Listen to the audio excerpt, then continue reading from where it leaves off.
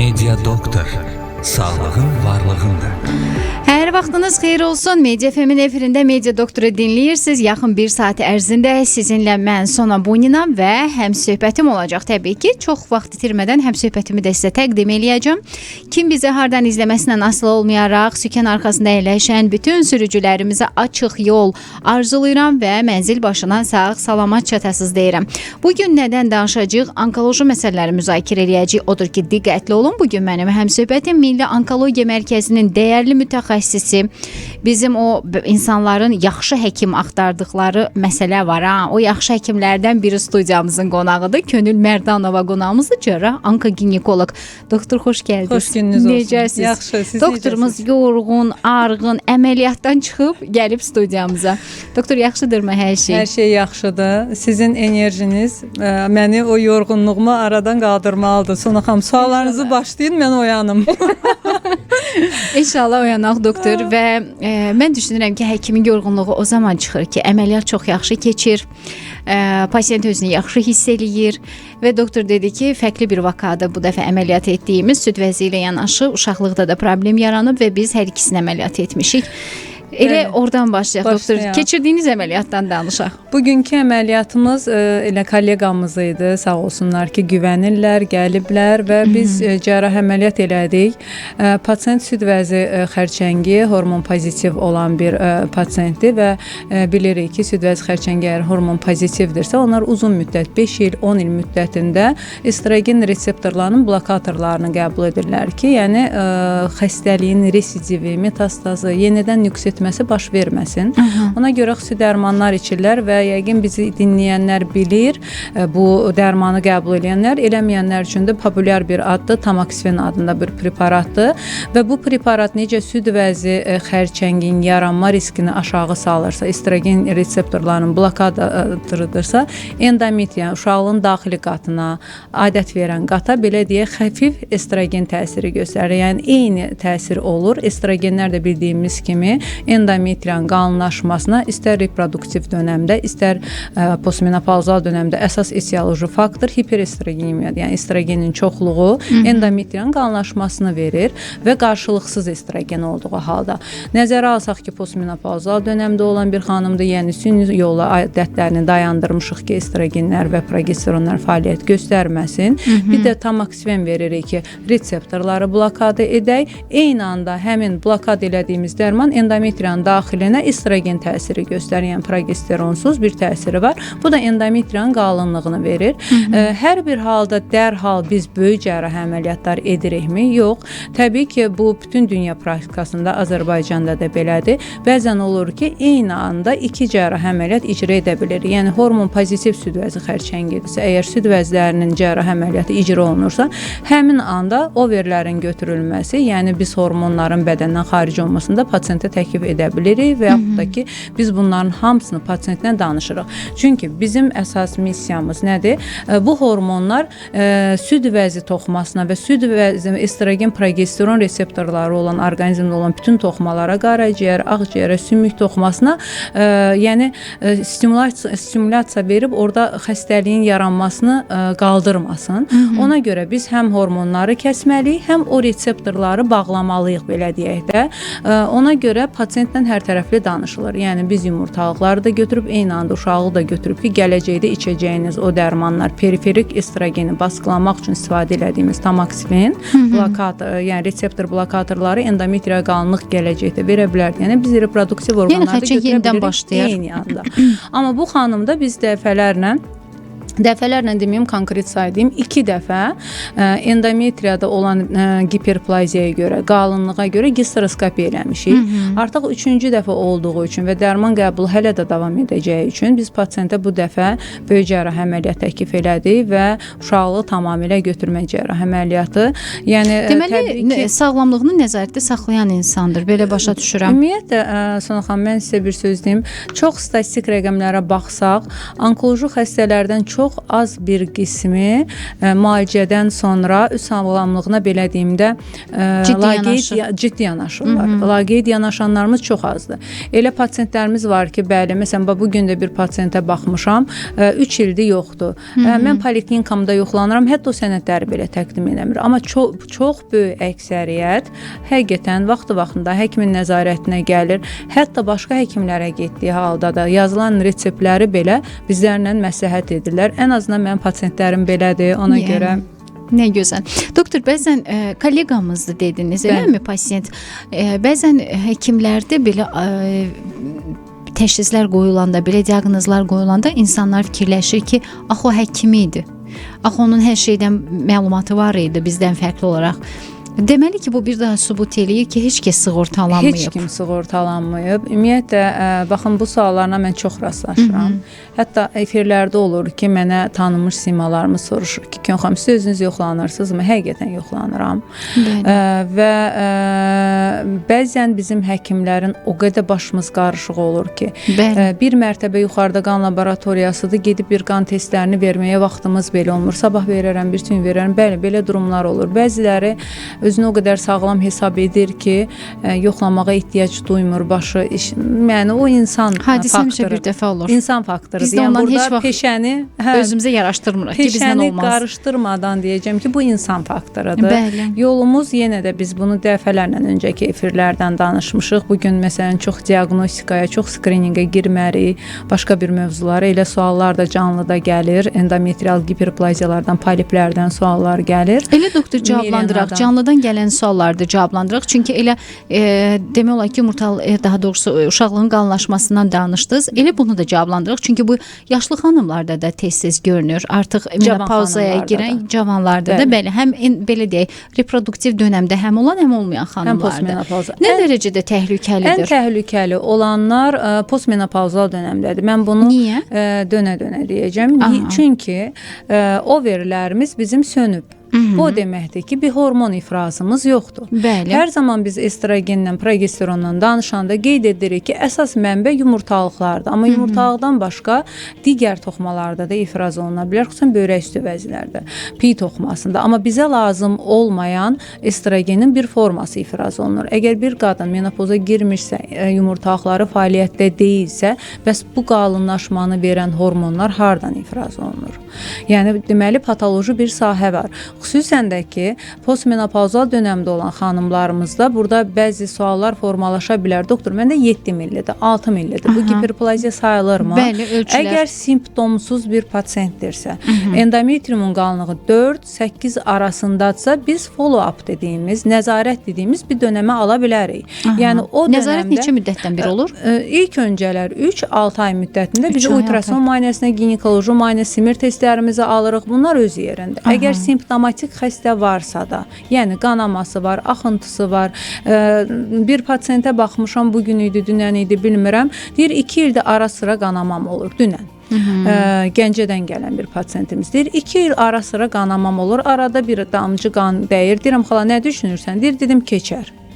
Və uşaqlıq boynundan böyük ölçülü doğulmuş düyün. Və ultrason müayinəsində endometrium hiperplaziyası. Baxın, simptomlu xəstə buna deyirik. Əgər adətdən tamamilə kəsilmiş bir xanım varsa, hər bir halda qanaması normal deyil. Bu patoloji qanamadır. Xoş da yata bilər, xoş xassəli törəmələr də altında yata bilər, bəd xassəli törəmələr də yata bilər. Amma postmenopauzal dövrdə, simptomatik xəstələrdə 40% altında yatan səbəb hiperplaziyaların bizim ultrason görüntümüz hiperplaziya vermiş olsa da belə xərçəng olur. Ona görə həmin pasientlərə xüsusilə səslənək. Adət bitibsə, heç bir halda sizdə qanama olmamalıdır. Xüsusən də 20 il, 25 il, 30 ildir adətdən kəsilmişəm, amma qanamam var. Burada endometriyanın polipləri, endometriyanın hiperplaziyası, endoservikal poliplər, uşaqlıq boynunun xərçəngi, yumurtalığın hormonundan asılı olan tumorları.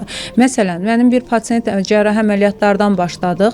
Bu yaxınlarda bir cərrahi əməliyyat icra eləmişəm və pasiyentin uşaqlıq yolunun arxa divarından bir törəməsi var. Biopsiya nəticəsi ilə bizə gəlmişdi və biopsiya nəticəsinə baxırıq ki, seroz karsinoma deyilən bir cavab gəlir. Hansı ki, uşaqlıq yolu, uşaqlıq boynunda biopsiya aldığımız halda normalda bu histoloji quruluşuna rastlaşmamalıyıq.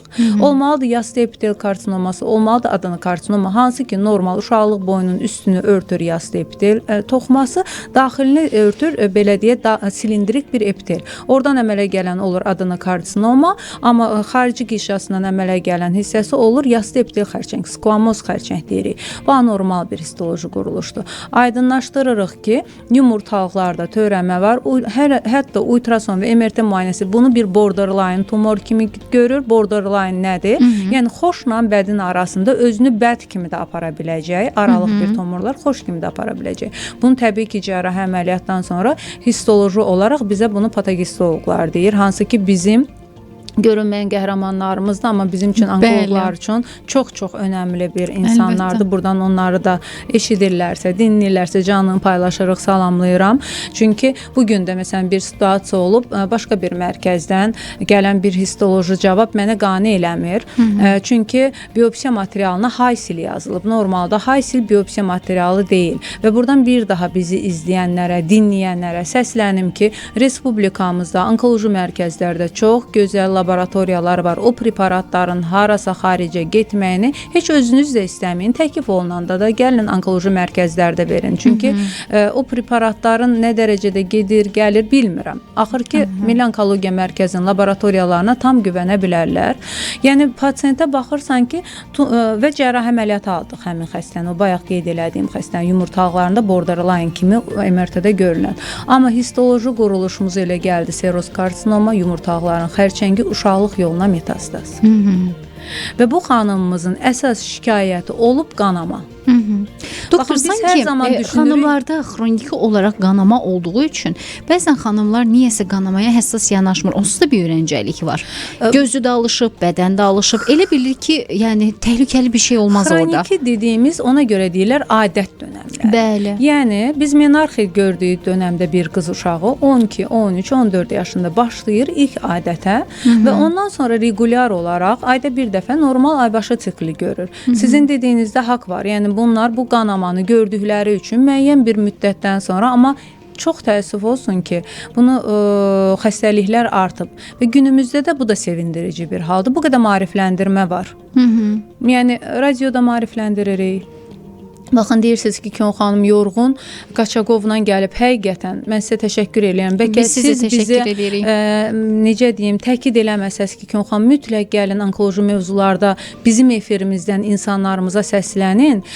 Biz çatdırmırıq. Çünki iş o qədər olur ki, amma bu qədər maarifləndirmənin olduğu yerdə, radioda, televizyada çıxırıq, maarifləndiririk. Mən bunu həqiqətən artıq necə adlandırsam düz olar. Yəni, məsuliyyətsizlikdir. Yəni postmenopauzal dövrdə olan qanama xanımlarımızın keçər, normaldır.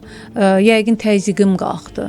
Yəni bir çox bəhanələrlə həm də doktor, yaşlı xanımlar fikirləşirlər ki, utanmaqları, yəni həm utanırlar, həm də deyir mənim yaşım keçib artıq, mənim ginekoloqla nə işim? Ən böyük yanlış yanaşma budur. Yəni övlad dünyaya gətirməyəcəksə ginekoloqa getməyəcək, bir doğum prosesi yoxdursa ginekoloq lazım deyil. Yəni siz qadınsınızsa, ömrünüzün sıfırından, yəni ən sonuncu günə qədər qadınsınız və ginekoloqa hər zaman ehtiyacınız var, əziz xanımlar. Yəni bu nə deməkdir? Yəni niyə biz bunu sırf beynimizə yeritmişik ki, övlad dünyaya gələn ərəfə də ginekoloq lazımdır? Sizin verdiyiniz sual, baxın, sırf asimptomatik pasiyentlərimiz üçündür və bunları səslənək.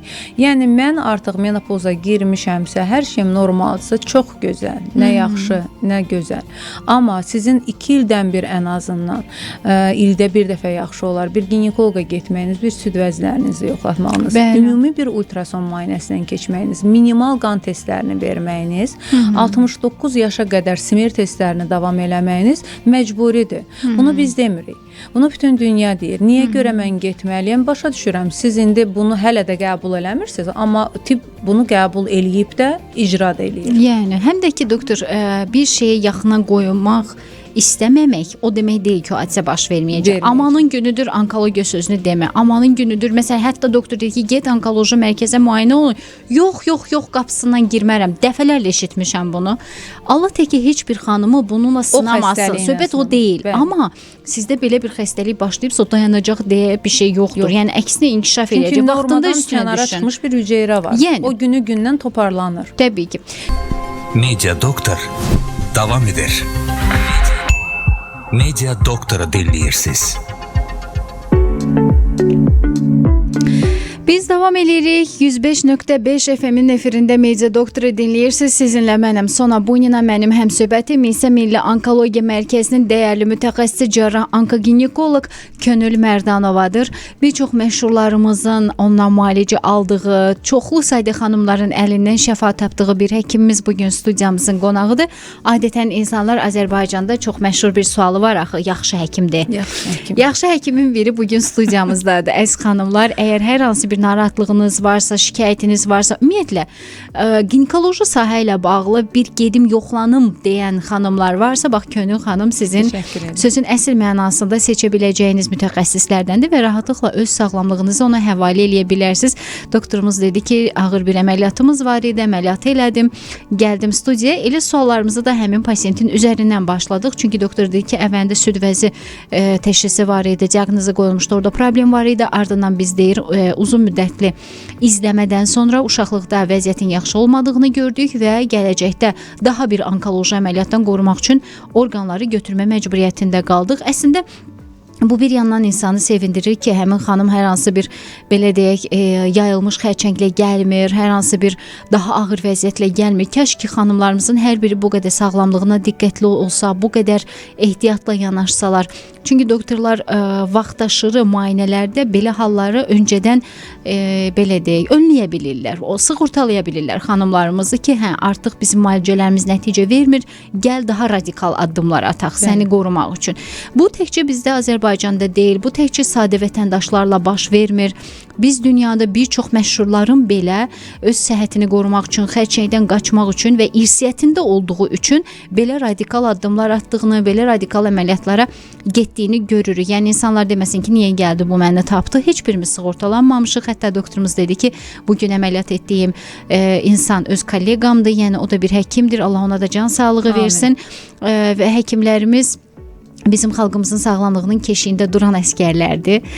Allah sizi qorusun doktor. Siz başda olmaqla bütün həkimlərimizə can sağlığı arzulayıram. Bugün həqiqətən də Azərbaycanda çox gözəl həkimlərimiz var. Mən bunu sırf həkim verilişi aparıram deyə və sairdir deyə demirəm və həqiqətən bugün səhiyyəmizdə fəxr edirəm o mənada ki, həkimlərimiz məsələn nə vaxt soruşsaz xarici ölkələrdədirlər, konfranslardadılar, öz biliklərini artırmaq üçün sözün əsl mənasından əllərindən gələn edirlər və bu bəlkə də sizin üçün bir neçə cümlədən ibarət olan rahat bir hərəkət kimi görünə bilər, amma bu belə deyil. Həkimlərimiz var ki, adi bir cərrahiyyənin hər hansı bir xırda bir metodunu görmək üçün dünya şöhrətli məşhur cərrahların əlinə baxmaq üçün həftələrini xərcləyir, aylarını xərcləyir, işini gücünü atır, qaçır həmin cərrahın arxasıca ki, o yeniliyi də Azərbaycana gətirsin. Bunu direkt şahidi olduğum üçün deməliyəm və hər zaman da doktor işinizin, peşənizin keşiyində belə ayıq-sayıq dayanmağınızı arzulayıram. Doktor, displaziyalardan danışırdıq. Bir qədər yaşlı xanımlara toxunduq ki, artıq menopauzadan sonra xanımlarımız artıq ciddi yanaşmamağa başlayır. Orqanizmlə yaşlanmışam, artıq mənim ginekoloqla nə işim var? Halbuki belə deyil. Bunu təkcə yaşlı xanımlarımıza səslənməyək də bizi bu hal-hazırda sükan arxasında bəylərimiz izləyir. Onların anaları var, həyat yoldaşları var, bacıları var. Adətən xanımlar belə problemləri hətta qızına belə deməyə utanır. Ona görə də ara bir onların qolundan tutub həkimə atparmaqda bir fayda var deyə düşünürəm. Hətta bunu növbəti dəfə yenə səsləndirəcəm ki, artıq hədiyyə alanda bir həkimə aparmağı da düşünün. Yəni qoy ona hədiyyə bu olsun. Həkim müayinəsinə aparın xanımları. Xüsusi gündə sırf önəmli deyil ki, ona bir kofta alasınız, ona bir hansısa bir şarf alasınız. Elə götürün, həkimə aparın və səhhəti ilə bağlı bir müayinədən keçsin. Çünki bu gün dünya süd vəzi ilə bağlı həyəcan təbili çalır, uşaqlıq yolu xərçəngi ilə bağlı həyəcan təbili çalır. Və təəssüf ki, xanımlarımız gecikmiş mərhələlərdə getdiyi üçün ürək açan deyil mənzərə. Amma Ümid edirəm ki, doktor, yaxın gələcəkdə bu tendensiya dəyişəcək. Bəlkə sığorta dəstək verəcək, buna bilmirəm. Xanımlarımız maariflənəcək və başa düşəcək ki, 4-cü dərəcəli xərçənglə mübarizə aparmaqdansa, yeni tapılan xərçənglə mübarizə aparmaq daha yaxşı olar, daha rahat olar. Ümumiyyətlə, bu qədər işlərin görülməsi həqiqətən dövlətimiz tərəfindən də görülür. Sığortaya müəyyən testlər daxildir, müəyyən peyvəndlər daxil olunacaq. Daha sonra müəyyən Avropa ölkələrində olduğu kimi məcburi müayinələrə, xüsusən də ki, onkoloji testlərə göndərilmə halları yəqin ki, olacaq. Bunlar hamısı yəni pilləli şəkildə olacaq. Və bəzən pasientlər yazır ki, biz gələ bilmirik, biz yoxlana bilmirik. Həqiqətən əmin edim ki, bu bəhanədir. Yaşadığınız ərazi üzrə adi poliklinikaya, ixtisaslaşmış bir xəstəxanaya hər regionumuzda var, hər Bakı daxilində də bir rayonumuzda var. Yaxınlaşıb adi minimum testləri vermək, simir testini vermək, HPV-ni vermək, hansı ki bu sığortaya daxildir. Bəli. Yəni bunun üçün çox gözəl də yoxlanılır, çox doğru da nəticələrimiz var. Həm də doktor, regional klinikalar da var axı. Yəni yaxınlıqdakına gedə bilərlər. Regional. Bax, yəni regionallara gedin. Bu Abşeron ərazisində hər hansı bir ərazidə yerləşən regional xəstəxanalar var və burada müəyyən testlər zaten sığortaya daxildir, aparılır. Siz yaxınlaşıb, növbənizi götürüb o testləri elətdirmək heç kimsə deməz ki, elətdirməyin. Yəni yetər ki, siz durun, gedin, elətdirin. Və bizim efirlərdən həqiqətən deyirsiniz, doktor, çox az gəlirsiniz. Birinci işimiz çox çətin olur və pasientlərə dəfələrlə danışırıq efir vaxtımız sizinlə. Onlar üçün efirə gedir Könülxan və bu maarifləndirmədə həmin anda onlar onu qəbul eləmirlər. Və çox adamı bəzən incidir ki, reklam üçün gedir. Bəli. Milli Onkologiya Mərkəzinin altını çizərək deyəcəm, mən bir qədər də sərt deyəcəm.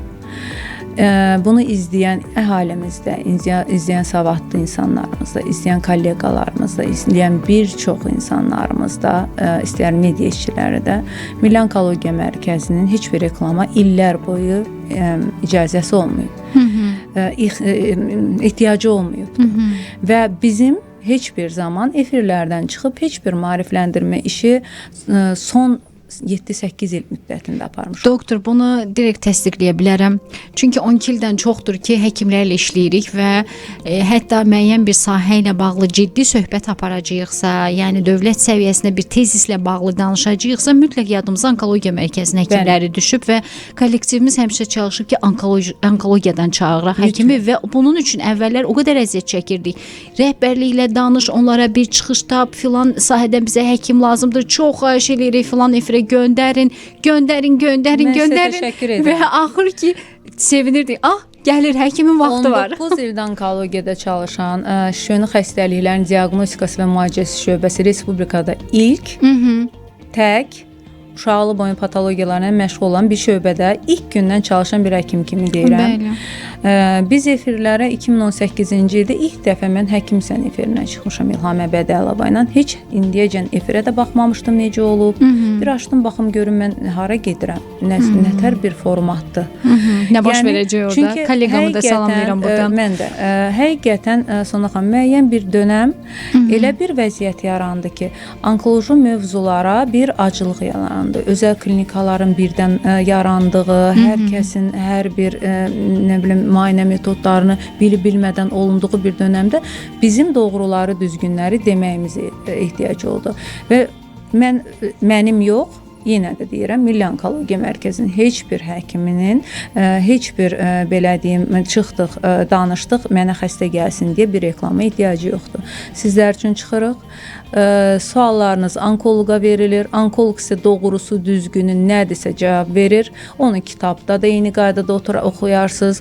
ChatGPT-yə deyil də, xanımların müzakirə elədiyi chatlarda deyil də, tibbi, təsdiqlənmiş, sizin dediyiniz kimi tezislər, məqalələr olan bir yerlərdən oxuya bilərsiniz. Bəli. Orada nə oxuyarsınızsa, bizim dilimizdən də çıxan sözümüz odur. Bəli, yəni maarifləndirməkdir mənim borcum, ondan o tərəf yox. Siz gedəcəksiniz regionunuzda olan xəstəxanaya, simir testi verilməlidir. Xanım bayaqdan canlıda yazır ki, 15 ildə ailəliyəm, mən hələ simir testi verməmişəm. Hələ də o simir testi nə olan bilməyənlər var, amma böyük əksəriyyət bilir. Və İlk illər biz simir testlərini eləməyə başlayanda, indi də çox az rast gəlinir, amma az rast gəlinir. Daha əvvəllər daha çox idi. Eroziya yandırırdılar, simir testləri yox, HPV testləri yox. Hal-hazırda çox nadir rastlaşırıq. Simir testlərində 30% false nəticələr, yalançı nəticələr ola bilər, pozitiv və ya negativ durumunda. Olmaz ki, siz uşaqlıq boyunca hər hansı bir prosedur edəcəksinizsə, bir onkoloqlarla konsultasiya olunub daha sonra edəsiniz. Yəni. Xüsusən də ki, bayaqdan deyirsiniz, reproduktiv dövrdə olan xanımlarımız və postmenopazal dövrdə olan xanımlarımız. Biz onları gəlin ayırmayaq. Ana olmaq, bəli, doğuşla məşğul olmaq başqa bir ixtisasdır. Ümumiyyətlə ginekologiya geniş bir branşdır. Bunu mənim kolleqalarım da təsdiqlər və hər kəsin özünün dar ixtisası var. Onkologiyası var, süni maylanması var, mama ginekologiyası var, endokrinologiyası var, estetik ginekologiyası var. Bu yaxınlarda bir konfrans oldu və mən estetik cərrahların danışığından özüm onların əməliyyatlarından çox zövq aldım. Baxmayaraq ki, bu işi biz də görürük, amma elə incəliklərə, məsələn, bizim tikdiyimiz belə deyim, taktikadan tamam fərqli bir taktika izah elədi. Mənim özümə də insan sırf estetika ilə məşğuldur. Yeni üsulları var, çox qəşəng nəticələri var. Onunla məşğuldur. Yəni, biz deyək, sizlərə sözümüzü çatdıraq və qeyd edək ki, sırf könül mərdanəməyə gələcəyiz deyə bir durum yoxdur. Gedərsiniz, Allah iraq eləsin, HPV-niz pozitivdirsə, bir patoloji bir sonucuna rast gələrsə, onkoloq axtarışına çıxarsınızsa, sizin dediyiniz kimi yaxşı həkim axtarırıq. Gedirəm Milli Onkologiya Mərkəzinə, bu həkimə buyurub gələrsiniz, biz sizə doğrusu düzgününə deyərik. Amma bütün əhalini biz eyni testləri eləyəcəyik deyə nə deyil? Ona görə bəhanə eləməsinlər. Dursunlar, bax elə günü sabah və sizin o sözünüz o qədər mənə xoş gəlib ki, demək olar bütün efirlərdə deyirəm ki, bir gül alacağınıza, ətir alacağınıza, bir kofta hədiyyə alacağınıza, bir dəfə valideynlərinizi, bacılarınızı, ailə həyatı qurmayan bacılarınızı, yaşı keçmiş bacılarınızı, bax hansı ki, onlarda da çox problemi olanlar olur. O gün Səlyana getmişdim, Aran klinikasında, çalışıram ayda bir dəfə müayinələrə gedim. Həqiqətən məni regionlar da bir qədər çox belə deyim, amma məyus edir, amma gedirəm. Nə qədər də yorğun olsam gedirəm. Çünki bilirəm ki, gələ bilməyən insanlarımız var. Utandığından neçə vaxtı ailə həyatı qurmayıb, 48 yaşında bir qadındır, demir heç kimə. Baxın, qardaşa bəzən gəlinə deyə bilmirlər. Valideyn yox deyə bilmir. Siz müəyyən bir nüanslar vardı. Bəli. Çoxdur bu xanımlarımızda belə hallar. Bizim gündəlik həyatımızda olanları hamımız çox gözəl bilirik. İndi biz onu dilə gətirməsəydik. Getmirlər həkimlərə, artıq qanamağa başlayanda törəmə gəlir və qızlıq pərdəsindən xaric olan, qanayan böyük ölçülü bir törəmə. Məsələn, mən o pasiyenti 2 ay bundan qabaq cərrah əməliyyat elədim.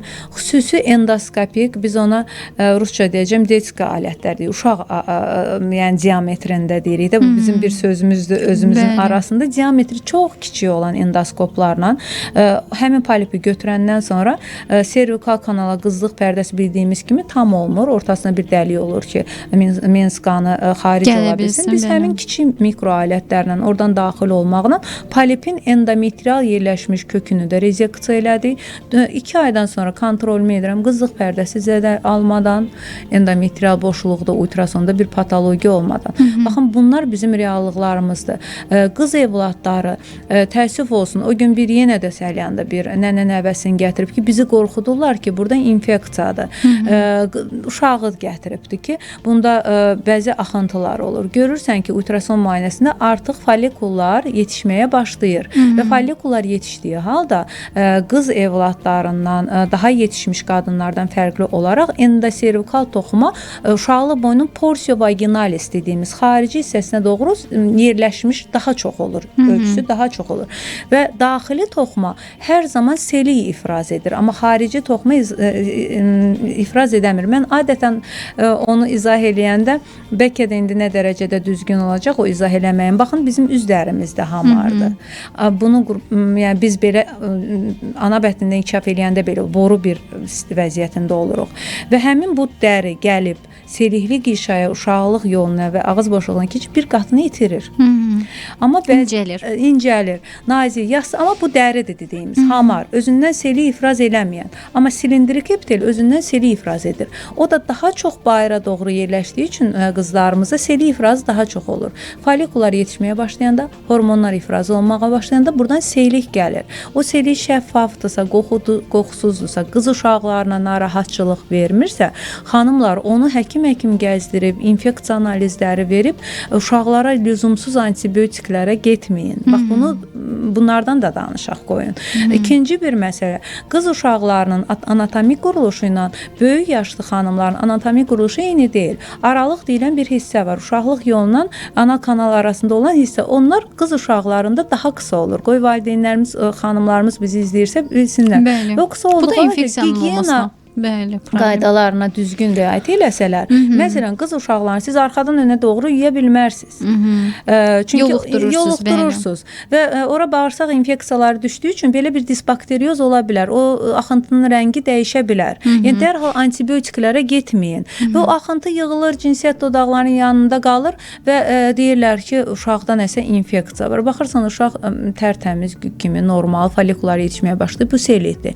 Ya adət pozğunluğu 1-2 il ərzində adət anormal formada ola bilər. Çünki bədən hazırlaşır menstruasiyaya, bəzən anovulator olur, bəzən folikul yetişir, gec partlayır. Yəni bu hallara uyğun olaraq, müvafiq olaraq Doktor, həmin müddət nə qədər gözlənilməlidir? 2 il müddətində maksimum. Aha. Əgər bir hallarda müdaxilə olunur Sona xanım, əgər uşaq şiddətli qanama görürsə, kəsmirsə, ümumi səhhətində problem varsa, dəmir göstəricisi aşağı düşürsə, qan göstəriciləri aşağı düşürsə, o halda normalın kənarında bir şeylər varsa, o halda uşağı mütləq hormonal testlər, koagulogramma, bəzən hormonlar normal gəlir. Amma qaraciyər göstəricini yoxlayanda, koagulogrammaya baxanda görürsən ki, bunda qan problemləri var uşaqda, laxtalanmada problem var.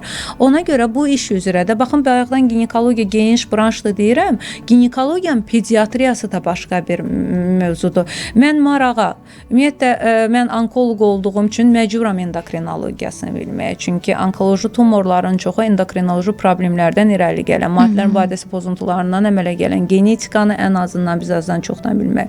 Pediatriya mənim öz marağımdadır deyənə maraqlanıram. Məsələn, mama ginekologiya doğuş marağımda deyil, maraqlanmıram, oxuduqlarım da bilirəm. Yəni, hər bir dar ixtisas var. Qoy qızlarımız, cavan xanımlarımız, cavan analarımız, qızı olan analarımız bilsin ki, bunları eşitsin. Bəli. O demək deyil ki, mən uşaq normaldır, hər bir şey. Cinsi yetişkənlik dönəminə gəldi, adət gördü, süd vəzləri çıxmağa başladı. Qoy bir ultrason müayinəsini aparsınlar. Qan təhlilləri versinlər. Qızlarımızın saçı tökülməyə başlayır. Dayanmadan tökülür. Baxırsan ki, qan göstəriciləri normal deyil, ferium normal deyil, onun fonunda qanama, D vitamini normal deyil. Yəni bunları yoxlatmaq lazımdır. Baxın, buradan qoy mənim sözümü eşidənlər varsa, evladlarını bir qan testlərini aparırlar. Yenə də qeyd elədiyim kimi, bunu Könül Mərdanovanın yanına gətirməyə bilərsiniz. Öz poliklinikalarınıza, pediatrlarınıza yaxınlaşaraq D vitaminidir, ümumi qan analizidir, dəmirdir. Bax, bunları yoxlatdırın. Bir ultrason müayinəsinə, süd vəzlərlə, ginekologiyasını yoxlatdırın, qutardı, getdi. Bəzən qızlıq pərdəsi tam olur. Menstrual qan gəlir, bayra axa bilmir. Şiddətli ağrılar olur. O halda yenə də həkimə, pediatrınıza ilk görsənirsiniz və ixtisaslaşmış müəssisəyə göndərilir. Çünki elə vəziyyətlərdə, anomaliyalarda əgər bir müdaxilə olunursa, rəsmi bir belə deyək, arayış formasında kağız təqdim olmalıdır. Onun üçün də məşğul olan mütəxəssislərimiz var. Belə. Yəni hər bir xüsusi hal üçün bugün tibbin öz yanaşması və öz müdaxiləsi var. Yetər ki, siz istəyin və bu problemi aradan qaldırın. Buradan əslində danışdıqlarımızın böyük qismi qız analarına xitabən oldu ki, düzdür, son dönəmlər anaların artıq qız övladlarına qarşı daha həssas və diqqətli olduğu diqqətimizi çəkir və bu çox ürək açandır. Artıq analar qız övladlarını həkimə gətirməyə başlayıblar. Əvvəllər burada çox böyük bir bariyer var idi. Xəlvət aparardılar, doktor sən canı heç kəs bilməsin. Yəni uşaq var demə. Yəni bir uşaq problem yaşadığına belə deyək, peşman olurdu. Niyə belə olmalıdır axı? Yəni o da bir qadın olaraq, yəni qız olaraq dünyaya gəlibsə günahı yoxdur ki, qadın olaraq dünyaya gəlib və problemləri varsa həll olunmalıdır. Və bəzi yerlərdə hələ də o tabular qorunur ki, həyat yoldaşı olana qədər, ərə gedənə qədər ginekoloqa getməməlidir və s. çox yanlışdır. qız uşaqlarının menstrual siklinə diqqət olunmalıdır və hər hansı bir problem, narahatlıq hiss olunarsa vaxtında həkimə getmək lazımdır. Məsələn, biz sonsuzluqlardan danışanda keçən efirlərimizin birində endokrin sonsuzluqdan danışdıq, polikistozlara toxunduq. Qızlıq dönəmindən başlayır ən çox ciddi problemlər və müalicəsi mütləqdir. Təbii ki.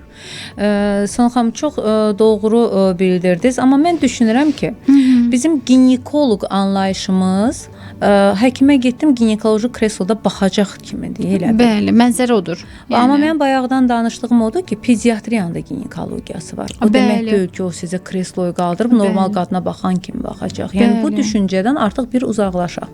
Hormonal problemlər, maarifləndirmə məktəblərimizdə də artıq yavaş-yavaş başlayıb və mən düşünürəm ki, bu dövlət səviyyəsində artacaq. Endometrioz artıb, onlar haqqında məlumat verilməlidir. Polikistik over belə deyək sindromu, xəstələri olan qızlarımız, hansı ki kilo ilə gəlir, baxırsan ki kiloludur və xəstəyə uşağa deyəndə ki, qızım sən ən azından 20-25 kilo arıqlamalısan. Valideyn deyir bu müalicədir ki, deyirəm bəli müalicədir.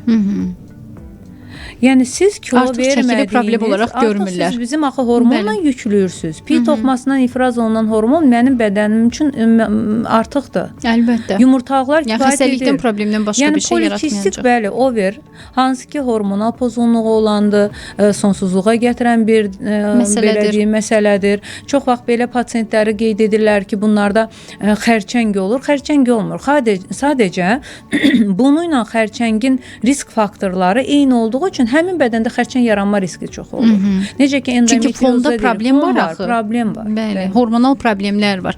Onsuz da doktor, lap belə deyək, sıfırına getsək məsələlərin, o lap aşağı bazadan baxsaq, stressə bağlı olan məsələlər, stresin yaratdığı hormonal pozuntular və hormon pozuldu mu, orqanizmdə nə pozulmur ki? Qalxan vari vəz olsun, böyrək üstü vəz olsun, cinsiyyət vəzləri olsun, fərqi yoxdur. Yəni harda prolaktin olsun. Bəli. Mən hər zaman başdan başlayır, qalxan vari vəzi, böyrək üstü vəzi, yumurtalıqlar. Bəli. Yəni bu bizim bir hormonal zəncirimizdir.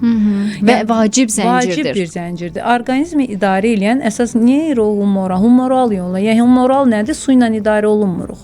Hormonlarla idarə olunuruq biz. Hansı ki beyindən ailə orqanımızda yerləşən, bizi idarə edən bir vəzlər var. Və digərləri də siz demiş aşağılarda yerləşir, amma vacib bir balaca vəzlərdir, amma işləri böyükdür. Doktor, biz hər zaman deyirik ki, yumurtalıqlar qadın orqanizmi üçün çox önəmlidir. Çox. Və bugün təəssüflər olsun ki, onkoloji problem yaşayan xanımlarımızın hamısı belə deyək, menopauza dövrəmindəki qadınlar deyil. Və xərçəng varsa təbii ki, cərrah məcburdur onları almağa. Bəli. Bundan sonra qadının həyatında nə baş verir? Yumurtalıq xərçəngi bizim ən yaralı yerlərimizdən biridir. Bəli. Screening metodu olmayan, gecikmiş mərhələlərdə aşkar elədiyimiz, erkən mərhələlərdə asimptomatik gedən və mən bunu demişəm, artıq illərlə deyirəm, artıq görürəm ki, bir çox ginekoloqlarımızda deyir, səssiz qatil dediyimiz bir xərçəng növüdür. 300 minin üzərində xəstələnmə var, 200 minin üzərində ölüm statistikası var. Yəni yaxşı statistika deyil. Siz baxın. Gecə aşkarlanır. Qeyd elədiyim kimi asimptomatik keçir, xərçəng yönü patologiyası yoxdur və bizə müraciət edən xəstələr çoxu 3-cü, 4-cü mərhələdə artıq gecikmiş simptomatikayla qarın həcmi böyüyüb, peritoneal kanseramatoz, yumurtaqda böyük ölçülü törəmələr, böyük piylik metastazın içində, bəlkə o mental cake vəziyyətində. Yəni hətta o halda biz əməliyyat eləmirik. Qaraciyərdə metastaz, ağciyərdə problem. Yəni belə müraciətlərimiz daha çox olur. Erkən simptomsuz keçir, bir də yumurtaqların lokalizasiyası bir qədər çətindir. Erkən mərhələlərdə diaqnostikasında da çətinlik var. Ona görə yaxşı olar ki, onkoloqlarımız və bir də yumurtalıq xərçəngində onu da kənara çıxmaq kimi deyim ki, biz orada yaş faktorundan danışanda 13, 14, 15 yaşında qızlarımızdan tutmuş, daha yuxarı yaş xanımlarımıza qədər ola bilər. Təbii ki, onkologiyadan danışanda biz hər zaman deyirik ki, onkoloji xəstəliklərin yaranma riski yaşla daha çox artır. Amma yumurtalıq xərçəngində cavan yaşlarımızda da rast gəlinə bilər. Artıq yaş yoxdur orada. Olundusa, reproduktiv dönəmdən təbii ki, sizin dediyiniz kimi postmenopauzal dönəmdə fərq var. Yəni postmenopauzal dönəmdə artıq fəaliyyətsiz bir orqandır. Başa düşürük, tumor əmələ gəlib, onlarda cərrahi əməliyyatları qəbul eləmək daha asandır. Amma bəzi xanımlarımız var ki, ana olmayan xanımlarımız. Bəli. O hallarda bizim belə deyək də mütləq burada bir çox həkimlərlə konsultasiya olmalıdır. Onkoloq, kimyoterapevtlərlə, biz mama ginekoloqlarla folikulyar rezervi götürüb saxlamaq, yəni dominant folikulları donor bankında saxlamaq, bunlar istəyi olan insanlara olunur. Amma çox kütləvi vəziyyətdə olunurmu, onu deyə bilmərəm. Doktor, amma yəqin ki, bu barədə öncədən məlumat verilir həmin insanlara. Mütləq, amma ki, nə dərəcədə indi keyfiyyətli bir hüceyrələr qəbul edir? Çünki zədələnmiş yumurtalıqlardır. Yəni, onsuz da bu söhbət problemdən gedir. Sizə deyim, çox əksəriyyət qızlarımız, xanımlarımız o uşaq məsələsini düşünmədən cərrahi əməliyyata razılaşır. Çünki yumurtalıq xərçəngi həqiqətən, mən statistik rəqəmləri elə belə demədim. Baxın, endometrium xərçəngi uşağın daxili qatıdır. Əzələ qatıdır, üst qatıdır.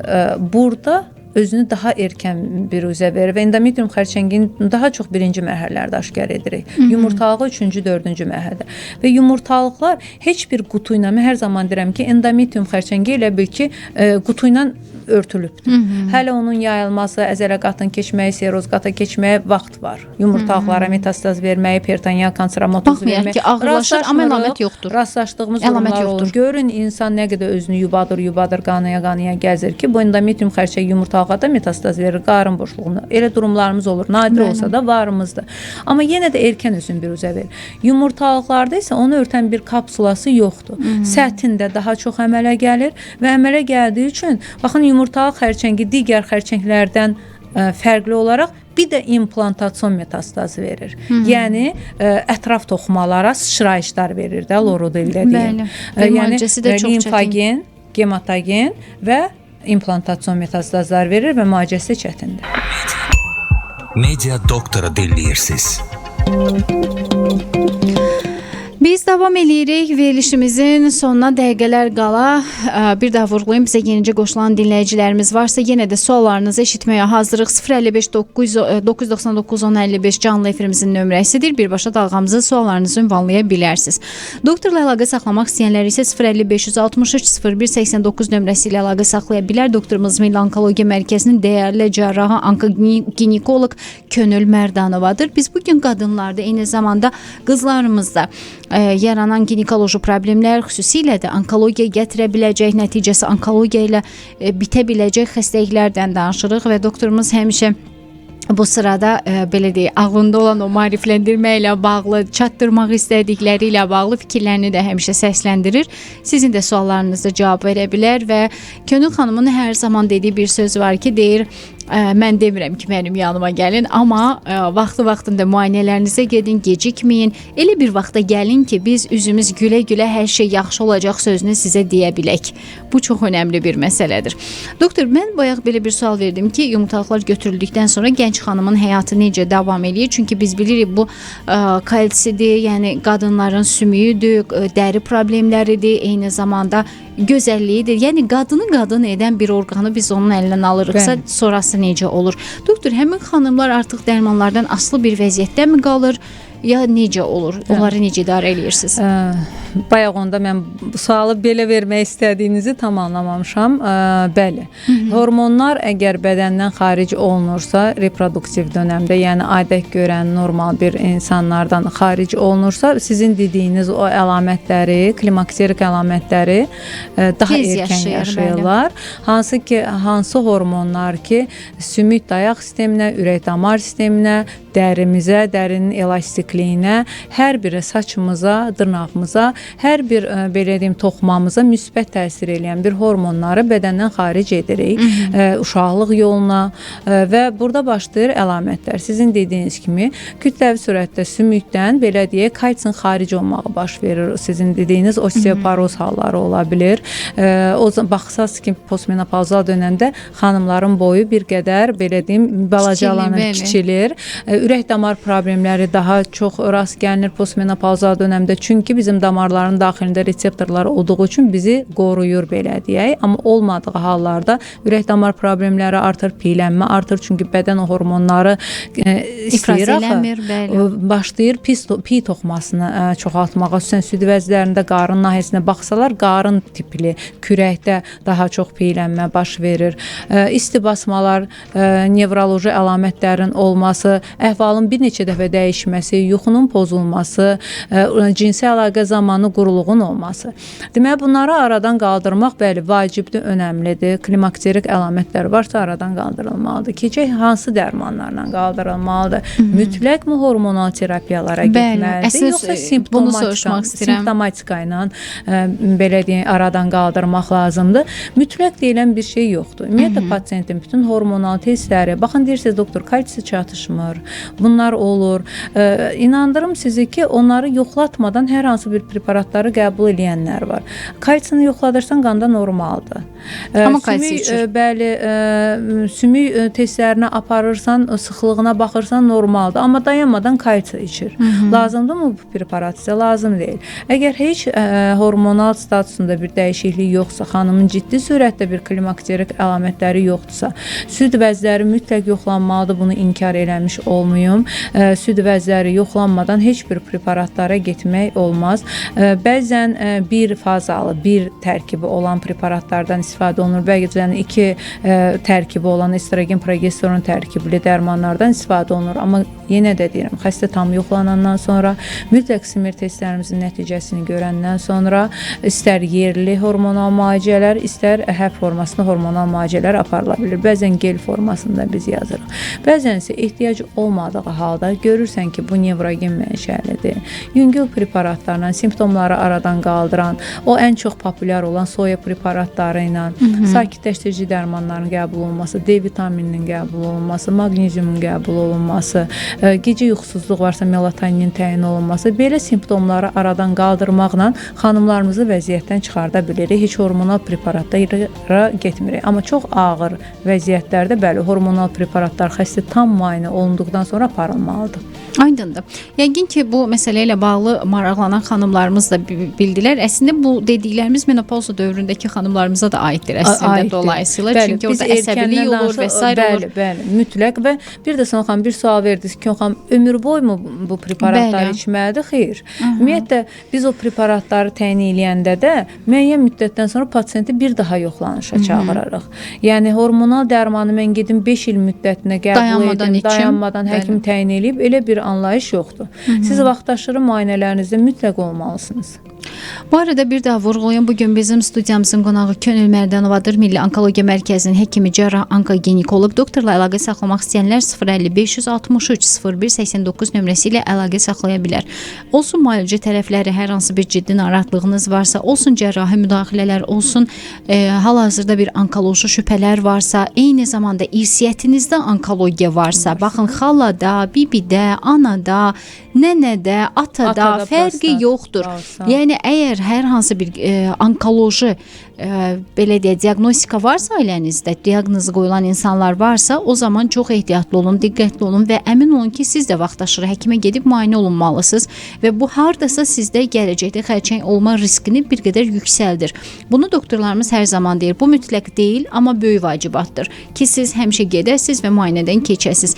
Məsələn, bir hər hansı bir bəyə deyəndə ya da xanıma deyəndə ki, qaraciyər xərçəngi məsələn diaqnozu var, ata ondan dünyasını dəyişib ya da ana ondan dünyası dəyişib, yoxlatırsanmı qaraciyərini? Nə ehtiyacı var? Yəni insanlar hələ də onu bilmirlər ki, yəni bu artıq sənə yaxın bir hüceyrənin, sənə yaxın olan bir qanın, xromosomon, yəni bilmirəm hansı bir formada deyək ki, insanlar üçün rahat olsun. Yəni bu var artıq sizin nəsildə. Ehtiyatlı olmalısınız. Baxın, bir də o biraz sakitləşdirən insanlarımız var ki, nəslimdə yox idi, oldu. Əminsizmi yox idi? 7 nəsil dönəri hamımı tanıyır? Tanıyırmı? Sizin çox doğru dediyiniz bir sualdır. Bayaqdan yumurtalıq xərçəngindən danışırıq. Genetik mutasiyadan asılı olan törəmələr, şişlər, xərçənglər var. Süd vəzi xərçəngi, yumurtalıq xərçəngi, endometrium xərçəngi, qadın orqanizmində reproduktiv orqanlarda olan. Qeyd elədiyiniz kimi, əgər ailədə 1, 2 üzəri kimdəsə bunlar varsa və yaxud da ki, kişilərdə kolon, ağciyər, prostat xərçəngi varsa, onların ailəsində risk daşıyırlar. Genetik mutasiyalar yoxlanıla bilər. əslində qalanda yaxşı olar ki, genetik konsultantla mütləq məsləhət olunsun ki, qeyd edim ki, laboratoriya yalnız Milli Onkologiya Mərkəzindədir, genetik molekulyar laboratoriya. Ora müraciət edib, konsultasiya edib, ehtiyacı varmı? Varsa da hansı gen panelləri yoxlanmalıdır, hansı mutasiyalar yoxlanmalıdır? Onu təbii ki, çünki bildiyiniz kimi gen panelləri çoxdur. Bəli. Biz durub Next Generation, yəni çox böyük bir gen panellərini yoxlaya bilmərik. Çünki maliyyə yükü də var. Bəli, bəli. Yəni onu qarşılamaq da var. Yəni hər bir amma konsultantla söhbət edib, onun öncəki bəlkə də ailə üzvlərində, hətta bizim mərkəzdə belə də qeydiyyatda olan pasientlərin şiş tumorlarının özünə baxmaqla da aydınlaşdırırlar ki, hansılar verilsin. Bu genetik mutasiyalar. Hətta bizə lazım olanda biz pasientin çıxardılmış tumorunun özündə də genetik testlərə aparılmaqla sonrakı müalicələri necə apara bilərik? Aqressiv müalicəyə gedəkmi, hormon terapiyaları mı gedəkmi, onları da təyin edə bilirik. Yəni görək gen nə deyir bizə, vəziyyət necədir? Bəli. Doktor, təşəkkür edirəm Mən sizə. sizə təşəkkür Çox sağ olun edirəm, gəldiyiniz üçün. Yorğun arğın dartdıq gətirdik sizi Amma studiyamıza. maraqlı efir oldu. Sayənizdə Demək olar ki, doktor. yox, sizin sayənizdə çox sağ olun, Təşəkkürlər. maraqlı suallar verdiniz. Mən düşünürəm ki, bizi kim izlədisə, kim dinlədisə çox faydalı oldu. Düşünürəm ki, belə axarlı bir efir oldu ki, hər bir mövzuya toxunduq. Yerdə Bəli. qalanlarına da növbətlərdə toxunarıq. İnşallah. Hər zaman layihə rəhbərimiz deyir ki, görək Köndül xanımın boş vaxtını nə vaxt tapırıq axı.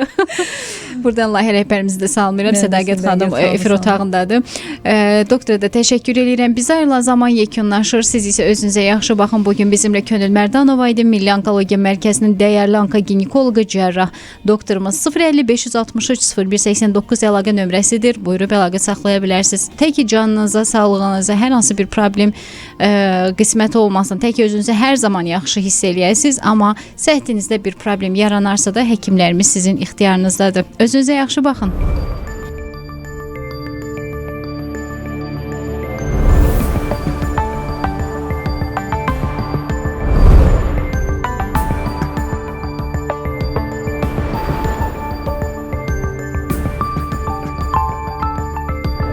Media Doktor, sağlığın varlığındır.